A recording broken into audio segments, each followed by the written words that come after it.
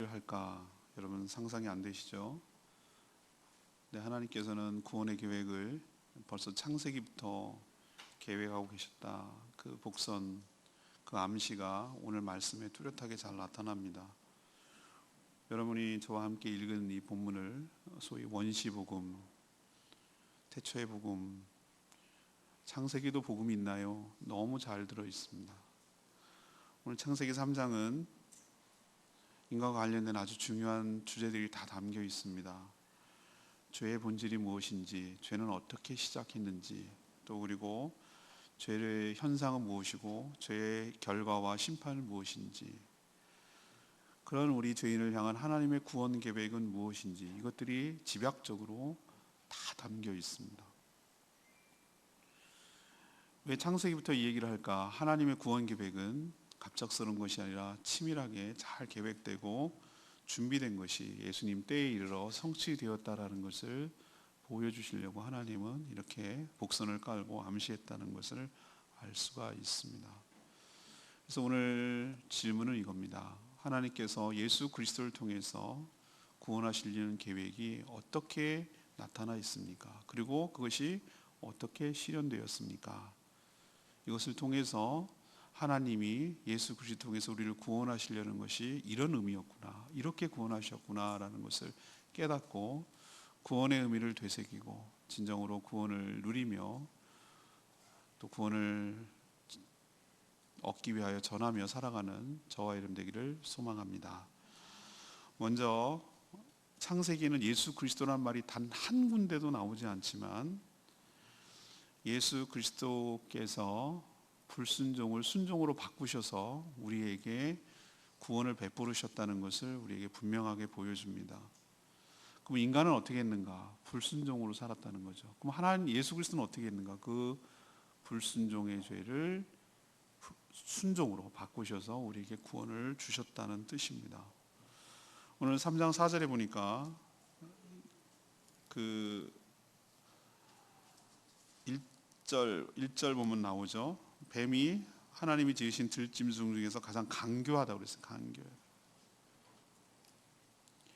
간교한 뱀을 사단이 이용했습니다. 사단이 그 속에 들어가서 아담과 하와를 거짓말로 속인 것이죠. 사단을 거짓말의 아비라고 부릅니다. 모든 거짓말은 거기가 출처예요. 거짓말로 유혹하고 사람을 속여서 죄악 가운데 빠뜨리게 하려는 것은 지금까지 한 번도 변하지 않았어요. 똑같이 여러분도 거짓말로 속이고 죄를 짓게 만들어서 죄의 종이 되게 하려는 전략을 지금도 똑같이 사용하고 있어요. 죄가 딱 죄의 유혹이라고 할 수 있겠죠. 정확하게 말하면 죄가 어떻게 보이는가? 선악과처럼 보여요. 그게 죄라고 생각하셔야 돼요. 오늘 뭐라고 했습니까? 하나님께서 6절에 보니까 선악과의 모습을 여자, 곧 이브가 본 선악과의 모습이 그 죄의 모습이에요. 눈에 보기에 나무를 본즉 먹음직도 하고 보암직도 하고 지혜롭게 할 만큼 탐스럽기도 했다고 했어요. 이게 죄의 본질이에요. 여러분 눈에 보이기에 그게 뭐라도 상관이 없어요. 사람마다 걸리고 취약한 부분이 다 다르기 때문에 다 걸려 넘어지는 게 다르거든요. 그 사람의 가장 보기에, 내 눈에 보기에 먹음직스럽고 보암직스럽고 나를 지혜롭게 할 만큼 탐스러운 무언가가 있다면 그것이 바로 사단이 여러분에게 던지는 죄의 미끼, 유혹이라는 것 기억하시기를 바랍니다. 그럼 죄의 동기는 무엇인가? 5절에 있는 말씀이 죄의 동기예요. 거짓말을 뭘로 했습니까? 뱀이 안 죽어. 너희가 죽는다고 그랬지 안 죽어. 절대로 안 죽어. 왜 먹지 말라고 그러는 줄 알아? 그거 먹으면 눈이 밝아지거든. 눈이 밝아져. 그래서 하나님처럼 똑같이 보게 돼요. 그래서 네가 하나님이 되는 거야. 그래서 선악과 저거 먹지 말라는 거 적어도 무시하고 네 맘대로 먹을 수 있어. 그러니 하나님이 견제하는 거야. 자기랑 똑같이 될까 봐 지금 못 먹게 하는 거야. 무시하고 먹어. 그럼 네가 하나님이 되는 거라니까 라고 속이는 거야. 근데 말이 안 되는, 조금만 생각하면 말이 안 되는 일이잖아요. 어떻게 피조물이 창조주가 된단 말이죠? 자식이 어떻게 부모 위에가 된다는 얘기죠? 일단 말이 안 되는 얘기잖아요. 그죠? 그런데도 불구하고 여기에 넘어갔어요. 이 교만한 마음이 올라가는 거예요. 자기도 창조주처럼 되고 싶은 거예요. 이걸 보고 반역이라고 그러고 거역이라고 말하는 거예요. 죄의 본질은 여기에 있어요. 선악과를 그럼 뭐하러 따먹을 걸 알면서 뭐하러 만드셨습니까? 라고 묻는 질문이 단골 질문 중에 하나예요. 저랑 성경 공부해보면. 선악과를 왜 만드셨을까? 우리를 로봇으로 안 만드신다는 증거예요. 선악과가 있으면 어떻게 됩니까? 선악과를 보면은 우리는 나머지 다 할 수 있는 것에 집중하고 관심을 갖지 않고 하지 말라는 그 하나에 관심을 가져요. 하나님께서 나머지는 다 할 수 있다고 그랬어요. 네 맘대로. 딱 한 가지만 하지 말라고 그랬어요. 동산 중앙에 있는 생명을 알게 하는 나무도 있었어요. 그 옆에 선악을 알게 하는 나무도 있었어요. 그 선악을 알게 하는 나무를 먹지 말라고 하셨어요. 먹는 날에는 너희가 정령 죽으리라고 하셨어요. 그럼 왜 이거를 두셨습니까? 네가 누구인지를 잊어버리지 마. 내가 누구인지를 잊어버리지 말고 너와 나와의 관계가 무엇인지를 잊어버리지 마라. 나의 권위 앞에, 나의 명령 앞에 순종함으로 너희가 살아갈 수 있는 것이고, 이 모든 것들이 하나님의 은혜이고 하나님의 주권 아래에 있음을 잊어버리지 말라는 시그널, 상징이었어요. 최소한의 지키는, 하나님 피조물인 창조주 하나님과 피조물인 인간이 지켜야 될 최소한의 가장 작은 한 가지, 딱 한 가지 규칙이고 최소한의 규정이었어요. 그걸 지킨다는 것을 뭔가 하나님을 하나님으로 인정하고 하나님의 권위와 하나님의 주권을 존중하고 나는 그 아래 순종하면서 살아가는 존재임을 잊지 않는 하나의 규칙이었어요. 그것을 따먹는다는 행위는 뭐냐? 따서 열매를 먹는다는 것은 그 선악과에 무슨 독성분이 있어가지고, 많은 사람들이 여기 영어로 보면 여기 남자들만 있는 아담 애플이라고 말하잖아요. 목젖이 나오는 거. 그걸 그렇게 말하는 사람도 있어요. 그것을 먹고 걸려서 그렇다는 거죠. 하와는 꿀꺽 다 먹혔는데 아담은 먹다가 좀 캥기는 게 있어가지고 중간에 걸렸다 이거죠. 갖다 붙이는 거예요. 독성분 있습니까? 예? 그 무슨 마녀가 사과 준 거 뭐죠? 백설공주 그겁니까? 독성분이 있어가지고 그래서 막 이렇게 아니에요. 다른 것도 상관없어요. 아니면 뭘 따먹지 않고 다른 걸 해도 돼요. 하나님이 정한 규칙이 그거일 뿐이지 다른 것도 상관없어요. 중요한 것은 그것을 먹는 행위는 뭐냐면 하나님을 도전하고 거역하고 하나님의 말씀에 불순종했다는 뜻이지 그 자체가 무슨 독성분이 있어서 그런 건 아니에요. 그래서 선을 넘지 말라고 그랬는데, 제가 기생충이라는 영화 보면 쟤는 선을 넘지 않, 뭐 이런 얘기 하잖아요. 선을 넘지 말았어야 되는 거예요. 그게 선이었어요. 선악과를 먹는 행위는 하나님과 지켜야 될 마지막 하나이자 유일한 선이었거든요. 이거 넘지 말라는 거거든요. 근데 그것을 먹음으로 인해서 반역행위, 선을 넘어버렸어요. 죄는 전염되는 속성이 있어요. 여자가 먹고 남편에게도 주니 먹었다고 그랬어요. 핑계, 거짓말이에요. 안 먹을 수 있잖아요. 아니 당신 왜 그래? 라고 말릴 수도 있잖아요. 먹었어? 그래도 어떡하면 좋아? 라고 하고 자기는 안 먹을 수 있는데 주니 먹었어요. 죄는 항상 이렇게 전염이 돼요. 여러분, 죄의 핵심은 뭐라고요? 내가 하나님이 되고 싶은 거예요. 내가 하나님처럼 살고 싶은 거예요. 그래서 하나님의 명령을 거역하고 불순종하는 것이 죄의 본질이에요. 그러면 예수님과 이게 뭔 상관이 있습니까? 라고 얘기하는데, 이 불순종, 죄의 본질이 불순종, 이것을 예수님은 순종으로 바꾸셨어요. 어디까지 순종하시는가? 죽기까지 순종하신 줄로 믿습니다. 죽기까지. 자기가 죽을 이유는 하나도 없어요. 자기가 지은 죄도 하나도 없어요. 그런데도 불구하고 이 모든 인류를 하나님께서 이 죄악 가운데 살아가는 죄인으로 살아가는 이 죄인을 구원하시기 위하여 네가 십자가의 대속의 죽음을 죽어야 된다라고 말하는 그 하나님의 명령에 뭐 했어요? 순종하셨고 모든 율법에 다 순종하셨어요. 그래서 불순종을 순종으로 바꾸심으로 인하여 죄인을 의인으로 바꿔주셔서 우리를 구원하여 주신 줄로 믿습니다. 이게 로마서 5장 19절에 나오는 거예요. 창세기에 보면은 어디 예수 그리스도가 나옵니까? 근데 예수 그리스도께서 하신 일이 뭔지, 나사를 이렇게 풀어줬으면 나사를 반대 방향으로 조여야 돼요. 나사를 꽉 조였으면 나사를 반대 방향으로 풀어야 되는 거예요. 아담, 하와가 하나님께서 하지 말라는 것을 거역하고 불순종하여 죄를 지음으로 그 가운데 사망이 왔다면, 우리는 거꾸로 예수님은 어떻게 하시는가? 불순종을 순종하심으로 하나님께 의로움을 주셔서 그 의로움을 우리에게 전가시킴으로 우리를 의롭게 만드시고 우리를 구원하여 주시는 줄로 믿습니다. 우리에겐 선한 것이 없어요. 제가 엑스빈드라고 말씀드렸죠. 치환이라고 그랬어요. 치환. 우리의 불순종을, 죄를 예수 그리스도께서 가져가시고 십자가에서 예수 그리스도의 순종으로 인한 의로움을 우리에게 전가시켜서 서로 맞교환하는 거예요. 맞교환함으로 죄인인 우리가 예수 그리스도의 의로움을 덧입어서, 불순종한 죄인이었는데 마땅히 불순종함으로 하나님의 권위에 도전하고 하나님을 거역하고 하나님의 영광을 찬탈하고 사단과 짝짝꿍이 되려고 했던 그 죄를 값을 예수님이 대신 다 치름으로 인하여, 순종함으로 인하여 우리를 구원하신 얘기를 창세기에 얘기하고 있는 줄로 믿습니다.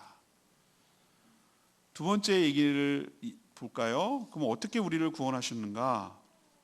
예수 그리스도께서 십자가의 죽으심으로 관계를 회복시킴으로 우리를 구원하셨어요. 아담과 하와가 죄를 지으니까 여호와의 낯을 피해서 도망가서 숨었다고 그랬어요. 눈이 밝아져서 하나님처럼 될 줄 알았어요. 근데 눈이 밝아져서 무엇을 봤습니까? 자기의 벌거벗음을 봤단 말이에요. 수치를 본 거예요. 죄는 그런 속성이 있어요.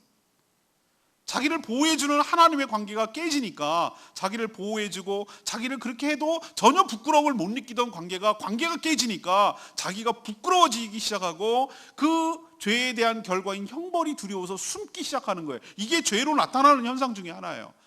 죄를 하나도 가르쳐주는 사람이 없어요. 근데 어린애들 가만히 보세요. 자기가 뭔가 죄를 지으면 눈을 못 맞추시고 어른들 피하려고 하는 이유가 뭡니까? 부끄러움, 그리고 그 형벌에 대한 두려움 때문에 그렇게 나타나는 거예요. 이게 죄의 현상이에요.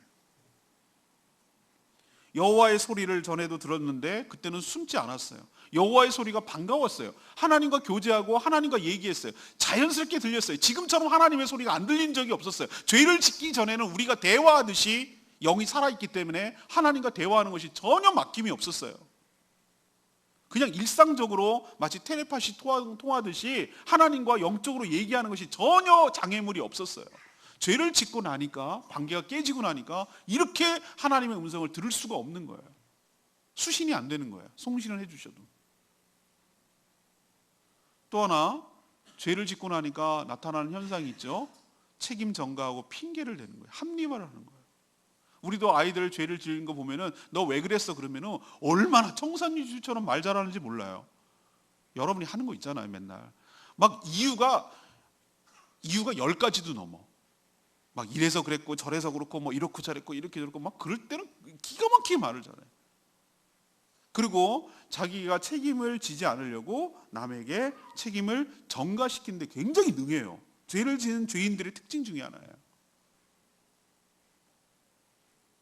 아담한테 물었어요. 아담이 여러분 굉장히 중요합니다. 아담이 제일 나중에 먹었다고 해서 아담이 책임이 없는 게 아니라 제일 먼저 물어요. 왜? 아담이 사람이거든요. 하와는 돕는 배필이거든요. 남자들 비겁하면 안 돼요. 모든 책임은 하나님께서 물으실 거예요. 아마. 왜 먹었니? 라고 물어봤어요. 그랬더니 아담이 하는 말이 너무너무 기가 막히고 비겁해요. 남자들 맨날 그렇거든요. 이게 죄인의 특징 중에 하나거든요. 다 마누라 핑계대. 뭐가 불리하고 자기가 잘하고 뭐 있으면은 자기 거, 자기가 잘한 거고, 자기가 뭐 잘못하고 안 되고 뭐 집안이 엉망이고 뭐 그러면 꼭 누구에게? 아내한테 핑계. 이 죄인이라 그래요. 죄인이라고. 그 죄인의 속성들이 다 나타나는 거거든요. 그래서 하나님께서 물었어요. 근데 12절에 아담이 하는 말, 기가 막힌 말 보세요. 아담이 이르되 하나님이 주셔서 나와 함께 있게 한 여자, 그가 나무 열매를 나한테 줘서 내가 먹었습니다 라고 말했어요.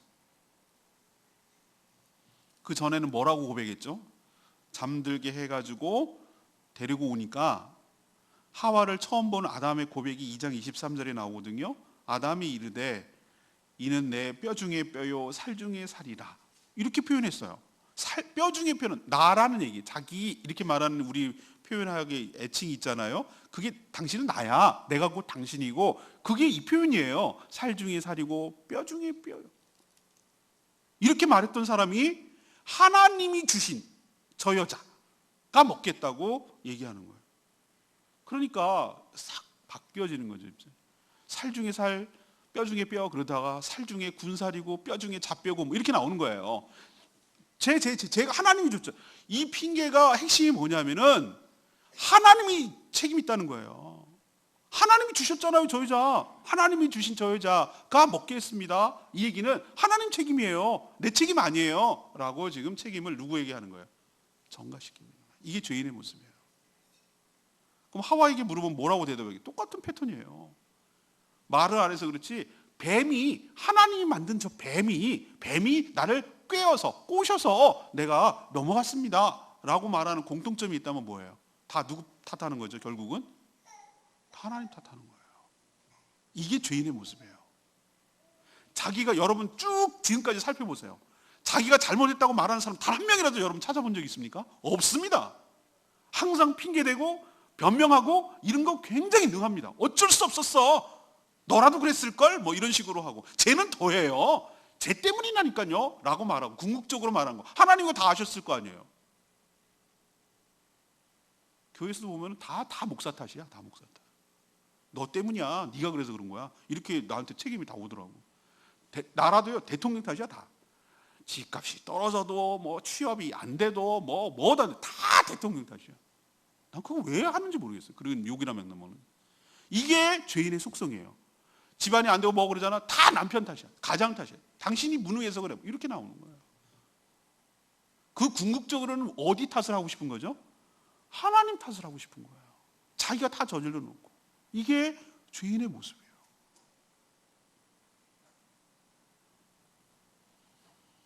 그 죄의 결과가 무엇이죠? 형벌과 죽음이 왔어요. 저주가 그때 왔어요. 하나님과의 관계가 깨지고 나면 무시무시해. 우리도 관계가 틀어지고 관계가 깨지고 나면 아무것도 안 되잖아요. 단절되잖아요. 여러분도 서로 사이좋게 지내다가 이 관계가 틀어졌을 때 어떤 결과가 오는지 여러분 많이 한 번쯤은 경험하셨을 거예요. 그렇게 죽고 못 살던 관계가 더 리액션이 더 클걸요. 제가 작용 반작용 얘기해드렸던가요? 시계추가 이렇게 추가 올라가면 올라갈수록 그 반작용 리액션이 커요. 사랑하면 사랑할수록 그 배신감이 훨씬 더 크게 다가오는 거예요. 죄가 깊어지면 깊어질수록 그 리액션이 크다는 거예요. 형벌과 죽음, 하나님과의 관계가 깨짐으로 오는 그 무시무시한 일들이 여기서 시작되는 거예요. 이게 죄의 결과예요. 여자에게는 무엇이 주어집니까? 16절에 너는 임신하는 고통을 크게 더하리니 수고하고 자식을 낳을 것이야 라고 하셨어요. 아기를 가져 막 축하합니다 이렇게 말하지만 임산부 여러분 여자분들은 다 경험하시잖아요. 아기를 갖고 낳고 하는 일이 보통 수고로움이 아니에요. 저는 경험을 못 해봐가지고 이렇게 눕혀도 안 되고 소변도 자주 화장실도 자주 가야 되고 소화도 안 되고 허리는 아프고 뭐 그 호소하더라고요. 제가 잘 알죠, 그죠? 옆에서 잘 봐서 해산하는 고통은 제가 그랬잖아요. 우리 큰애 낳을 때 옆에까지 있었다고. 그때까지만 해도 병원에 다 밖에서 나가서 전형적인 그 드라마에서 나오는 밖에 나가서 서성거리서 담배나 피고 뭐 이러는 거였는데 저 때부터 남편이 들어오게 했어요. 나는 한참 걸리는 줄 알았어요. 그랬더니 막방까지 같이 있게 하는 거였어요. 직전까지. 근데 내 아내 잃어버릴까 봐 내가 울었다고 그랬잖아요. 너무 막 어떻게 할 수가 없는 거야. 아니 애 나오는 거 고사하고 이러다 죽겠다니까 내 아내가. 그래서 막 어떻게 하질 못했어요. 그래서 내가 고마웠다고 그랬잖아요. 아내한테. 옆방에서 막 남편 욕하더라고. 너 고마워 내 당신. 그랬어요. 얼마나 고통이 심하면 그럴까. 죽겠더라고 그래. 표정을 보니까 이렇게 하면 죽는 거구나 라는 생각이 들 정도로 고통이 심하죠. 그게 알고 봤더니 죄에 대한 결과였어요. 형벌이. 그러면 그 전에는 이런 죄를 안 지었더라면은 순풍순풍 분명히 낫긴 날 건데 그렇게까지 고통스럽지 않게 났을 거라는 생각은 난 들어요. 근데 그것만 버린 줄 알아요. 사람들이. 여자분들이 놓치는 게 하나 있어요. 맨날 임신 얘기만 하죠. 아니요, 내가 또 오늘 좋은 얘기 해줄게요. 내가 기가 막힌 얘기. 16절에 보세요. 자식을 낳을 건데 너는 남편을 원하고 남편은 너를 다스릴 것이니라. 이게 벌이에요. 벌. 너는 남편을 원할 거야. 원한다는 얘기는 내가 소유하고 싶은 거야. 내가 마음대로 하고 싶은 거야. 내 마음대로 쭈물럭쭈물럭 하고 싶은 거야. 내 아바타로 만들고 싶은 거야. 근데 안 돼. 거꾸로 돼요. 남편이 너를 지배할 거야. 이게 미치고 환장하는 거예요. 제가 가만히 보면은 똑같은 동갑나기 남자 여자를 이렇게 보면은 훨씬 더 여자 어린이도 그러고 어른들 그러고 훨씬 더 현명하고 똑똑하고 현실적이고 뛰어나요. 제가 가만 보니까 남자들 진짜 바보 같아요. 동갑내기 같이 붙여놓으면 아우 저래서 어떻게 살까 싶을 정도예요. 정말 훨씬 더 뛰어나요. 근데 희한하죠? 그런 뛰어난 애를 갖다가 남편이 다스리도록 만들어놨어요. 그래서 원하는 거예요. 원하니까 어떻게 되죠? 내 마음대로 하고 싶으니까 위치 추적기 달고 싶은 거예요. 그래가지고 어디 갔었어? 그게 안 되니까 하고 싶으면 그렇게 할 거예요 아마. 그래갖고 핸드폰에다 위치 추적기 숨겨놓게 싶을 거예요. 뭐 어디 갔는지. 그리고 띵동 하고 어디서 결제 얼마 하셨습니다. 거기 갔구만. 빨리 와 빨리 와 이렇게 얘기하고 싶을 거예요. 오늘 뭐 했어? 어디 갔었어? 다 스캔하고 다 알고 10분마다 전화할 거예요. 10분마다. 전 너무 고마워요. 제 아내가 그렇게는 안 해요. 어디 가든지 뭐라고 묻지도 않아요. 뭘 하든지 내버려둬요. 그냥 전화도 안 해요. 근데 의심하는 거예요. 당신 어디야? 뭐 하고 있어? 누구 만났어? 옆에 대봐. 사진 찍어봐. 이렇게 하는 거 얼마나 피곤하겠어요.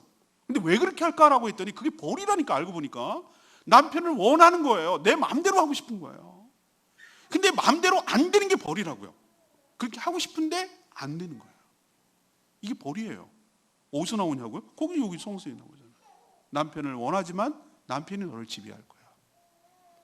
이 고통이에요. 고통. 일생 동안 여자들이 겪어야 될 고통이에요. 남자들 좋아할 거 하나 없어요. 무시무시한 얘기가 여기 나오는 거예요. 네가 네 아내의 말을 듣고, 그러니까 네 아내의 말을 듣고 네 책임이야. 네 말을 들을 수는 있지만 네가 최종적으로 하는 건 네 책임이라고 변명하고 비겁하게 피하지 말라고. 내가 먹지 말란 나무를 먹었은즉 땅이 너 때문에, 네가 죄를 지었기 때문에 그래서 저주를 받는 거야. 너 때문이라고 했어요. 오늘 분명히 얘기했잖아요. 너는 어떻게 되는가? 평생토록 수고해야 그 소산을 먹을 수가 있어. 평생이라고 그랬어요. 평생. 지금 보십시오. 옛날에는 은퇴하고 나서 이렇게 됐지만 요즘은 60 열심히 일할 나이입니다. 우리나라. 다른 나라 같으면 연금 받고 여유 있게 지내야 될 나이인데 은퇴하고, 지금은 70도 일할 수 있으면 일하려고 하는 세상이 돼버렸어요. 소득이 안 되니까. 땅이 저주를 받아서 엉겅퀴와 가시덤불을 낸다고 그랬어요. 이건 상징이에요. 엉겅퀴와 가시덤불은 저항을 한다는 거예요. 쉽게 돈이 안 벌리도록 만들겠다는 거예요. 쉽게 되지 않는 거예요. 먹을 거리가 쉽게 안 나오는 거예요. 평생 동안 뭐 할 거예요? 땀을 흘려요. 얼굴에 땀을 흘려요. 어디까지? 19절에 네가 흙으로 돌아갈 때까지 평생 얼굴에 땀을 흘려야 네가 겨우 먹고 살 수 있을 것이야. 노동이 원래는 기쁘고 즐거운 겁니다, 여러분. 노동이 저주를 받아서 이렇게 고통이 됐지 원래 엉겅퀴와 이런 것이 없고 정말 심은 대로 거두고 얼마나 생산적인 일을 할 때 얼마나 기쁨이 있는데요. 원래 노동은 즐겁고 기쁘고 그런 것이었는데 이 죄 때문에 저주를 받아서 고통의 대상이 되어버렸어요. 그리고 둘 다 남자건 여자건 너는 흙이니 흙으로 돌아갈지니라. 네 존재가 뭐였는 줄 알아? 먼지였어. 너는 흙으로 만들었어. 그래서 생기가 불어넣어져서 너가 생명이 되고 존귀한 존재가 됐는데 죄를 지음으로 하나님과의 관계가 단절되고 영적으로 죽으니 너는 흙으로 다시 본래 먼지 같은 존재로 되돌아가는 거야. 근데 그 흙을 누가 먹느냐? 저주를 받은 뱀이 먹어요. 이게 얼마나 무서운 얘기입니까? 사단이 너를 삼킬 거라는 뜻이에요. 그리고 남자가 여자를 지배하는 것을 어떻게 알 수 있습니까? 20절에 보세요. 아담이 그의 아내의 이름을 하와라 불렀다고 그랬어요. 누군가의 이름을 규정하는 것은 그 사람을 지배한다는 것을 말하는 거예요. 이게 아이러니라고 제가 얘기하죠. 죄는 어떤 결과를 가져오는가? 모든 관계를 파괴시켜버려요. 사랑과의 관계를 파괴시켜요. 서로 부부간에 뼈 중에 뼈요 살 중에 살이라는 이렇게 말하던 두 사람이 어떻게 됐습니까? 서로 핑계대는 거예요. 서로 핑계대는 거예요. 하나님과 사랑과의 관계가 깨져요. 쫓겨나잖아요. 오늘 읽지 않았지만 22절에 보니까 하나님께서 죄 가운데 영생하면 그게 벌이니까 에덴 동산에서 그를 내보내버려요. 쫓겨나는 거예요. 추방되는 거예요. 하나님과 관계가 끝나는 거예요. 그리고 사랑과 자연 관계가 파괴되는 거예요. 전에는 잘 순응하고 다스리고 이랬던 것이 거슬러요. 사람이 하나님을 거스르듯이 자연도 인간을 거스리는 거예요. 원래 생각지도 않았던 자연재해가 오고 생각지도 않았던 어려움이 오는 이유가 뭐겠어요? 죄의 관계가 깨졌기 때문에. 왜 동물들이 자연이 피하고 무서워합니까? 왜 동물들이 사람을 무서워합니까? 관계가 깨졌거든. 그리고 왜 사람을 공격합니까? 자기 방식대로. 그게 바로 관계가 깨졌기 때문이에요. 죄는 이처럼 모든 관계를 파괴할 뿐만 아니라 끝내 결국은 사망에 이르게 하는 줄로 압니다. 그래서 죄의 삭은 뭐라고 부르죠? 사망이라고 말하는 거예요. 자, 그러면 예수의 예자도 여기 안 나오는데 이게 어떻게 예수님과 연결된다는 말입니까? 이 죄값을 예수님이 대신 치러주신 줄로 믿습니다. 이 우리가 받아야 될 벌, 이 저주, 죄를 지은 결과물, 그 죽음, 그리고 관계의 파괴, 이런 모든 것들을 예수님이 십자가에서 그 죄값을 다 치르셨어요. 그 불순종, 하나님을 거역하고 하나님께 대들고 하나님이 되려고 했던 그 죄값을 예수님께서 그 보혈, 죄 없는 분이 그분이 십자가에서 다 감당하셔서 그 벌을 다 받으셨어요. 죄의 삭은 사망이라고 했잖아요. 죄는 죽어야 끝나잖아요. 예수님이 십자가에 죽어서 그 죄값을 받음으로 우리에게 내려졌던 저주와 형벌과 죽음이 다 해소된 줄로 믿습니다. 그래서 그 깨졌던 관계를 다시 회복시킴으로 인하여 죽음을 영생으로 바꿔놓으시고 서로 깨어졌던 관계를 회복시킴으로 인하여 우리를 구원하여 주시는 줄로 믿습니다. 나사 돌린 것을 나사를 다시 풀고, 나사가 쪼여진 것을 풀어진 것을 다시 쪼이고, 반대로 그 형벌을 다 치르셔서 하나님 관계를 회복시킴으로 우리를 구원하여 주신 줄로 믿습니다. 마지막 세 번째는 어떻게 하는가? 어떻게 우리를 구원하시는가? 예수 그리스도의 그 십자가로 사단의 권세를 깨심으로 우리를 구원하여 주시는 줄로 압니다. 이 아담과 하와는 죄를 짓고 나서 어떻게 했다고 그랬어요? 하나님의 낯을, 여호와의 소리를 듣자 하나님의 낯을 피해서 숨었다고 그랬어요. 죄인이 하나님 찾는 거 봤습니까? 안 찾습니다. 피해서, 형벌이 무서우니까 피해 다녀요. 왜 사람들이 교회 오라고 초청해도 안 오는 줄 아십니까? 자기 죄가 드러날까 봐 불편한 거예요. 뭐라고 설명할 길은 딱히 없어. 근데 자기가 살아왔던 모든 것들이 스캔당하고 그것이 지적받고 그것이 드러날까 봐 부끄럽고 창피하고 그렇게 살 것을 중단하고 싶지 않은 거예요. 이미 죄가 익숙하게 돼버렸어요. 싫든 좋든 간에 자기도 죄를 짓고 살아가는 것이 고통스럽다는 걸 알면서도 이제 나오지 못하는 게 거기에 젖어버렸어. 알코올 중독자 내가 봤어요. 내가 깜짝 놀랐어요. 내가 그걸 나중에 연구하다가 왜 이런 현상이 신방하는데 희한하더라고요. 부인이 남편이 알코올 중독이라서 막 때려, 사람을 폭력을 행하고 막 집안이 엉망이에요. 그래서 내가 아내를 불러갖고 이분 이제 병원에 넣고 치료합시다. 가족들 동의해서 넣자 그랬더니 나는 깜짝 놀랐어요. 아내가 막 나한테 되게 막 반발을 하는 거예요. 자기가 가장 피해자면서도 그렇더라고. 근데 나중에 내가 공부하면서 알았어요. 그 생활이 익숙해졌어요. 그렇게 자기를 때리고 학대하고 엉망을 그르는 것이 없으면 불안해요. 왜 맞는 아내가 계속 왜 맞냐고요? 거기 젖었어요. 죄악 가운데 푹 젖어 있으니 그것이 고통스럽다는 걸 알면서도 거기 나올 생각을 엄두를 못 내는 거예요. 그게 사단의 전략이에요. 죄악 가운데 넌 꼼짝 마, 네가 어딜 간다는 거야? 라고 사단이 거짓말로 속이고 그 강력한 권세로 그 마치 자석을 끌어당기듯이 사단이 여러분이 죄 가운데 살도록 꼼짝 못하게 해놓은 거예요. 그래서 못 나오는 거예요. 그런 죄인을 하나님을 찾은 게 아니고 하나님이 그 죄인을 찾아오신 줄로 믿습니다. 신방하신 거예요. 신방. 전 여기서 감격스러워요. 오늘 보세요. 하나님께서 찾아오셨어요. 9절에 나와요. 숨었어요. 8절에 낯을 피해서 동산나무에 숨기를 어딜 숨어요? 하나님 앞에 어딜 숨습니까? 손바닥 아니지. 그런데도 숨으라고 인간들이 숨어 있다는 거 다 알면서도, 우리도 애들 하는 거 다 보면서도 모르는 줄 알고 하는 것처럼 인간이 저지른 거 하나님 다 알고 있으면서도 하나님이 모른 척 하는 것처럼 보일 때가 있어요. 근데 하나님이 찾아오세요. 9절에 여호와 하나님이 아담을 부르시며 이르시되 내가 어디 있느냐? 내가 어디 있느냐? 사랑하는 여러분, 죽여도 시원찮을 우리 죄인을 하나님이 먼저 찾아오셔서 우리의 이름을 부르시며 너의 지금 현재의 상황을 묻고 계시는 분이신 줄로 믿습니다. 어디 있느냐고 묻는 게 위치 추적이에요? 좌표 어딘지 묻는 거예요? 아니에요. 네 주제가 지금 어디 있는데 지금 현재는 어디 있느냐?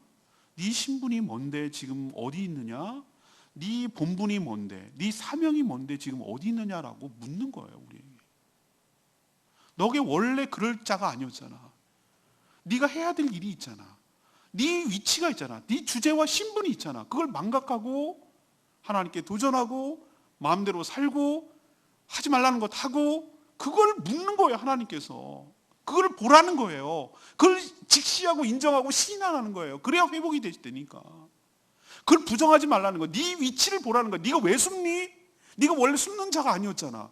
네가 왜 두렵니? 네가 뭘 먹었구나라고 너를 보라는 거예요. 너의 현재를 직시하라는 거예요. 하나님 그걸 깨우쳐 주는 거예요. 회개하기 위해서 뭐부터 시작하냐면 내가 누구인지를, 내가 현재 어느 위치에 있는지, 내가 지금 어떤 상태인지를 정확하게 인정하고 시인하지 않으면 회개가 안 돼요. 대부분의 사람들 저기 밖에 나가서 보세요.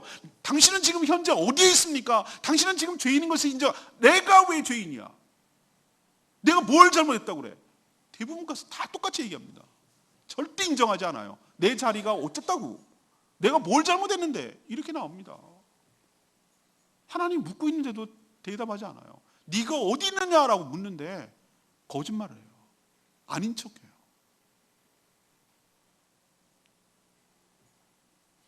이름에도 불구하고 항상 그랬어요. 하나님 이렇게 변명하고 이렇게 합리화하고 이렇게도 불구하고 그러면 됐다 그래라. 나 같으면 그럴 것 같아. 만약에 하나님이 우리 같았으면 우리 다 죽었어요. 우리의 불순종, 우리의 그 죄악에도 불구하고 하나님은 끝까지 포기하지 아니하시고 우리를 위한 구원 계획을 말씀하시고 우리를 구원할 생각을 하시고 계획을 세우시고 그것을 실천하시는 참 고마우신 하나님이신 줄로 믿습니다. 오늘 원시복음의 핵심은 바로 15절에 나와요. 뱀을 저주하는 과정에서 나와요. 뱀을 저주할 때 15절에 뭐라고 그랬습니까? 내가 너는 뱀이자 곧 뱀 안에 들어간 사단이에요. 내가 너로 여자와 원수가 되게 하겠다라고 그랬어요. 여자와 원수가 되게 하겠다고 그랬어요. 자, 지금 여자가 어떻게 됐습니까? 뱀하고 짝짝꿍이 됐거든. 한편이 됐잖아요. 그러니까 넘어갔잖아요. 근데 원수가 되게 하겠다 얘기는 뭐냐면은 관계를 깨겠다. 그 관계를 분리시키겠다. 그 편에서 떼어내겠다라는 하나님의 계획을 지금 얘기하는 거예요. 그리고 또 중요한 얘기를 했어요. 내 후손도, 그러니까 사단의 후손이에요. 사단의 여러 후손이라고 말하는 것은 사단의 수하에서 놀고 사단의 권세 아래는 어둠의 세력들을 말해요. 그 너의 후손도 사단의 후손, 사단의 화신이라고 할 수 있는 그 마귀 사단, 그것도 여자의 후손과 뭐가 되게 하겠다? 원수가 되게 하겠다 그랬어요. 이게 뭐의 복음이에요? 영어로 해야 된다니까, 영어로. 우리는 여자의 후손, 뭐 사단의 후손 그러면은 아니에요. 여기서 정관사가 필요해요. 어가 아니에요. 여기는 어가 아니에요. 더해요, 더 썬이에요, 더 썬. 단수, 복수가 아니라 단수예요, 단수. 바로 그 아들, 바로 그 후손. 한 명이 한 명, 단수. 이게 왜 은혜가 되냐고요? 왜 남자의 후손이라고 안 하고 여자의 후손이라고 했을까? 성령으로 태어날 마리아, 마리아의 후손, 마리아의 자녀로 성령이 잉태돼서 남자 요셉이 후손이 아닌 마리아 성령으로 처녀 몸에서 태어날 여자의 후손, 그리고 한 명, 그 처녀가 잉태하여 보라 아들을 낳을 것이요 그 이름을 임마누엘이라 하리라. 그 바로 그분을 하나님은 벌써부터 이 안에다가 담고 있는 거예요. 복선을 깔고 있는 거예요. 그 후손이 너와 원수가 되게 하겠다. 너가 대적하고 너를 깨부시겠다 이 말이에요. 너는 그 후손을 발꿈치를 상하게 할 것이야. 발꿈치를 상하게 하는 것도 못 걷게 하는 것이니까 치명타예요. 맞아요. 사단이 예수 그리스도를 십자가에 못 박혀 죽여서 자신의 세력을 여전히 유지하려고 그렇게 조장하고 모든 것을 했어요. 대제사장들과 서기관들과 장로들이 로마 총독 빌라도 총독에게 찾아가서 반역이다, 안 죽이면 반역이다 라고 계속 충동질하게 해서 죽였어요. 성공하는 줄 알았어요. 여전히 자기 세상, 자기 질서가 계속 유지되는 줄 알았어요. 근데 하나님이 거기에 반전이 있었어요. 발꿈치를 상하게 했지만 여자의 후손은 뱀의 머리는 헤드예요, 컨트롤 타워예요. 모든 권세를 말하는 것이 권세. 그 머리를 박살을 내겠다고 하셨어요. 사단이 갖고 있는 권세가 무엇입니까? 죄와 사망이에요. 죄를 짓게 만들고 죄의 종이 되게 해서 평생도록 자기가 마음대로 하다가 결국 죽음에 처하게 하는 게 사단이 쓸 수 있는 최대 무기예요. 근데 예수님이 대신 죽으시고 예수님이 대신 벌을 받으시고 예수님이 대신 죽으셔서 박살을 냈다는 증거가 부활인 줄로 믿습니다. 죄 때문에 죽음이 받는데 죄가 해결되니까 죽음도 해결된다는 걸 보여주시기, 입증하기 위하여 예수님이 십자가에서 죽으시고 3일 만에 부활하신 줄로 믿습니다. 그래서 예수 그리스도를 믿는 자는 모든 사단의 권세로부터 자유롭게 풀려나고, 자석에서 세력이 전기자석에서 탁 풀어나면은 색가루가 확 흩어지듯이 사단이 꽉 우리를 잡고 있던 것에서 예수님이 그 권세를, 영향력을 깨버리셔가지고 그 권세에서 우리를 해방시켜서 죽음의 노예에서, 죄의 노예에서, 사단의 노예에서 우리를 해방시켜 주신 줄로 믿습니다. 이게 바로 복음이에요. 오늘 마지막에 이 얘기를 하고 마치려고 하는데 21절에 보세요. 여호와 하나님이 아담과 그의 아내를 위하여 뭘 이쁘다고 가죽옷을 지어 뭐 하셨느니라? 입히셨느니라. 전 여기에 은혜가 돼요. 여자의 후손과 원수가 되겠다 하는 것과 동시에 이 부분이 굉장히 은혜가 되는 말이에요. 가죽옷. 그럼 그 전에는 뭘 입었는데? 부끄럽고 창피하고 수치스러우니까 무화과 나뭇잎을 엮어가지고 임시로 만들었는데 그 나뭇잎이 시간이 지나면 말라요. 임시로 되고 영원하지 않아요. 부끄러움을 감출 수가 없어요. 인간은 감추고 싶은데. 그래서 하나님께서 그들에게 은혜를 베풀어 주신 것이 가죽옷이에요. 가죽옷은 무화과 나무로 만든 나뭇잎보다 훨씬 더 오래가고 견고하고 튼실하고 그래요. 근데 가죽옷이 나오기 위해서는 가죽을 제공한 그 무언가가 죽어야 돼요. 피를 흘려 죽어야 돼요. 호피무늬 가죽을 얻기 위해서는 호랑이가 죽어야 돼요. 여러분이 좋아하는 여우 목도리를 얻기 위해서 여우가 죽어야 돼요. 담비 밍크 여러 마리 죽어야 돼요. 옛날에 그 할머니들 그런 거 나 무서워져. 옛날에 그거 처음 봤을 때 제가 되게 무서웠어요. 여우 이렇게 갖고요. 여우가 헤드가 있어요. 헤드가. 그래갖고 여기를 꽂았는데 되게 무서웠어요. 제가 처음 봤을 때, 어렸을 때. 여러분 안 보셨어요 그거? 여우 목도리 이렇게 하는 거. 그래갖고 여우가 쭉 등에 이렇게 나와가지고 이렇게 단추를 한 거 있잖아요. 저 어렸을 때 제가 놀랬다는 거 아니에요.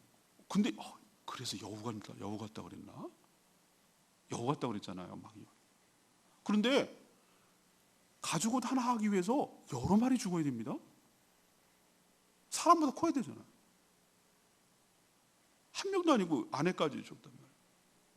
전 여기서 하나님의 은혜를 느껴요. 뭐가 이쁘다고? 얘가 뭐가 이쁘다고 옷을 해줘? 내쫓아도 빨갛게 가고 내쫓아도 시원찮은데? 전 여기서 하나님의 그 사랑과 자비가 느껴져요. 그래요. 내 죄를 지어서 내칠 수밖에 없지만 그 허물을 가려주려고, 우리의 수치와 허물을 가려주려고 동물을 무언가가 희생돼서 피를 흘려 죽어서 그 가죽으로 우리의 허물과 이것을 덮어주는 은혜가 너무 감격스러운데 이게 복선이었구나. 이게 하나님의 그 깔고 있는 암시였구나. 그랬구나. 예수 그리스도께서 십자가에서 보혈을 흘리셔서 원래 죽어야 될 가지고 만들기 위해서 죽은 동물은 뭔 죄가 있냐고요. 사람을 위해서 죽었잖아요. 그런 것처럼 예수 그리스도께서 우리 죄를 위하여 대신 보혈을 흘리셔서 죽으셔서 우리의 수치와 우리의 허물과 우리의 죄와 우리의 부끄러움을 하나님께서 가려주셨구나. 옷을 입혀주셨구나. 그래서 우리를 구원하셨구나 라는 것이 뚜렷하게 드러나잖아요. 창세기 예수의 예자도 안 나오지만 하나님은 그 타락한 그 에덴 동산에서부터 우리를 구원하기 위하여 이렇게 많은 노력을 하셨구나. 그래서 우리가 구원을 받았구나. 하나님의 계획이 우연이 아니었구나. 갑작스러운 게 아니었구나. 그 옛날부터 시작됐구나 라는 것을 깨닫게 되는 성탄절인 줄로 믿습니다. 기생충 영화 보면은 송강호 그러잖아요. 아들아, 너는 다 계획이 있구나. 안 보신 분들은 그게 무슨 말인지 보세요. 나중에 다 계획이 있구나. 아버지 무슨 계획이 있으세요? 뭐 계획이 무슨 계획이야? 무계획이 계획이야. 걔는 보니까 무능하죠. 근데 하나님은 그런 분이 아니에요. 우리를 구원하기 위해서, 범죄한 인간을 구원하기 위해서 하나님은 다 구원을 갖고 계획을 갖고 계셨어요. 그 계획의 핵심은 바로 오늘 드러나듯이 예수 그리스도신 줄로 믿습니다. 오늘 그럼 어떻게 우리를 구원하셨는가? 예수 그리스도께서 우리 대신 순종하셨어요. 우리는 원래 불순종이 있는데 순종하셔서 구원하여 주셨으니까 우리도 어떻게 살아야 된다고요? 하나님 앞에 온전히 이제는 은혜로 구원을 받았으니 불순종을 청산하고 하나님께 온전히 순종하며 살아가는 저와 여러분 되기를 소망합니다. 불순종한다는 그 자체가 하나님을 무시한다는 것이고 하나님을 멸시한다는 것이고 내가 하나님으로 살겠다는 뜻이에요. 그게 죄예요. 불순종했다는 게 왜 죄냐면은 그 마음 깊은 곳에는 왜 불순종했는지를 살펴보면 하나님 필요 없다는 거예요. 하나님보다 내가 더 똑똑하다는 거예요. 하나님 없이도 내가 살 수 있다는 거예요. 그게 선악과 따먹는 거예요. 우리는 얼마나 자주 선악과를 따먹고 사는지 몰라요. 하나님 밀어내고 하나님 하지 말라는 거 하고 자기 마음대로 하는 게 그게 죄예요. 이제는 다시 고쳐놨으니 다시 회복시켜놨으니 이제는 하나님 말씀에 불순종하지 말고 온전히 순종하며 살아가는 저와 여러분 되기를 소망합니다.